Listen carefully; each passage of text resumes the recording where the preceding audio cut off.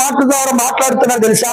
విశ్వాసం ఉంచండి. ఎందుకంటే విశ్వాసము ద్వారానే మనుషుడు నీతిమంతుడిగా తీర్చబడుతున్నాడు. నేను విశ్వాసం ద్వారా నీతిమంతుడిగా తీర్చబడుతున్నాను అనేవాడు వాడు కలవరపడడు. ఆ నిశ్చయత కలిగిన వాడు కలవరపడడు. ఆ నిశ్చయత కలిగిన వాడు కదిలిపోడు.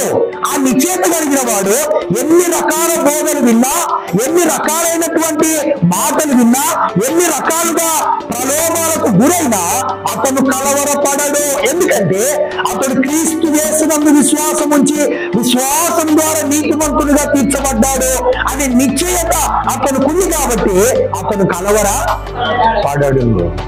అందుకే కలవరపడకుండా ఉండడానికి నీకు ఒక విషయంలో నిశ్చయత కావాలా? ఏ విషయంలో నిశ్చయత కావాలా?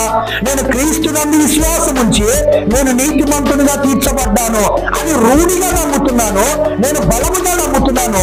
కాబట్టి నేను ఎన్ని రకాలైన అబద్ధ బోధలు విన్నా నేను కలవరపడను అనే నిశ్చయతకు నువ్వు రావాలని దేవుడు కోరుతూ ఉన్నాడు. చాలా మంది కలవరపడుతున్నారు బోధలను బట్టి కూడా